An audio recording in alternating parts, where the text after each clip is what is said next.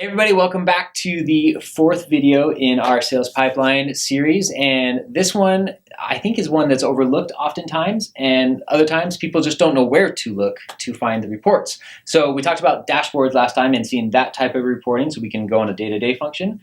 But now if you're the owner, and like you are, and you want to see how your sales team is doing as far as reporting, where do we go? What do we do? How do we get that?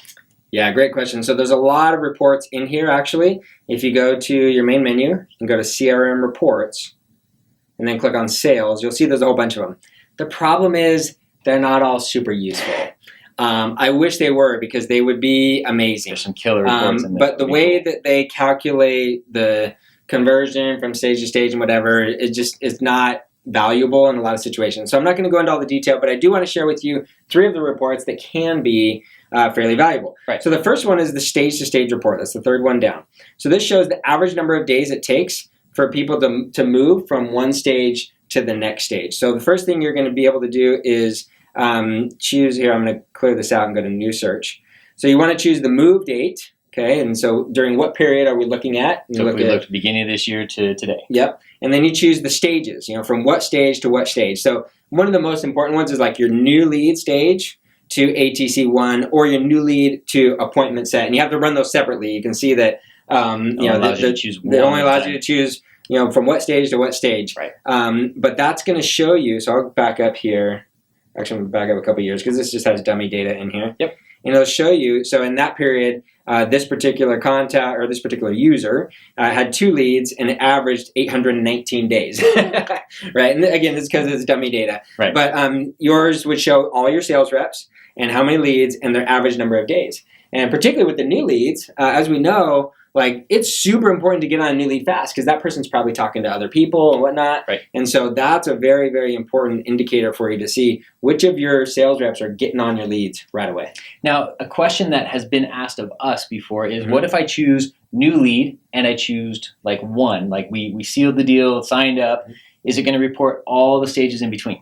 So, yeah, it's a great question. And the answer is no. This literally is from that exact stage to the next exact stage. So if I went from new lead to close, what do we have it here? Closed. New lead to close, right. It's only going to go people who were brand new leads and then they signed up. Right. So if you had an appointment with them in between and they went to some of these other stages and things like that, it's not going to count that as you can see in this one, there's 0 results. Right. Because almost no one goes from new lead all the way straight to closed immediately in this situation. So You do want to be aware of that. So that's why you want to look at it from new lead to ATC1 or new lead to appointment set, because those are the most common outcomes of the new lead is one of those 2 options. And then you could just get a good sense for which reps are doing a good job at getting on their leads right away. Cool. What's another important report for us? All right, next one. Let's go back to our CRM reports, go to sales.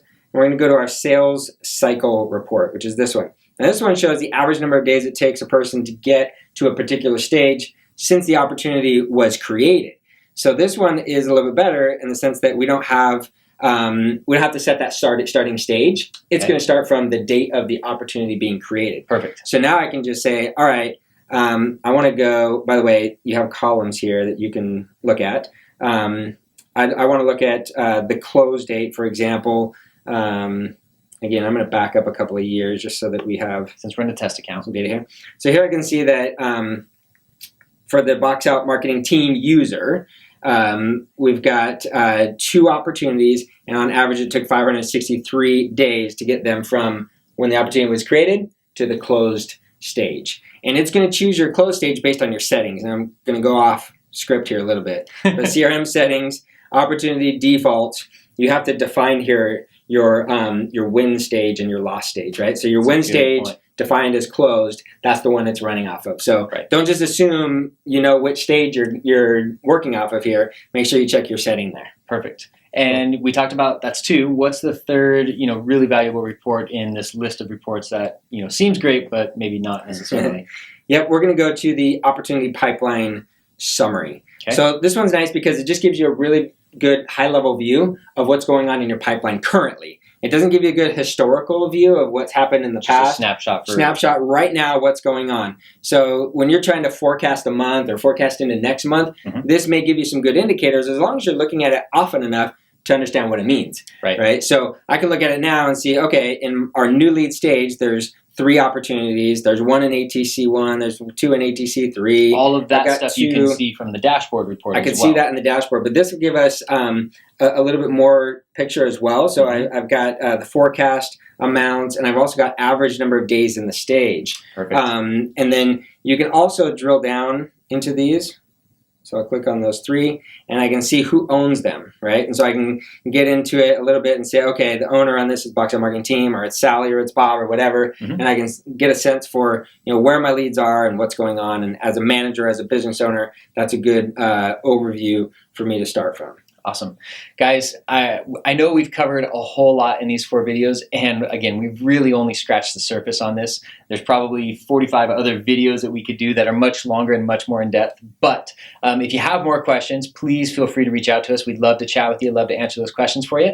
You can find more videos on iloveinfusionsoft.com, or you can request a free strategy session at boxoutmarketing.com.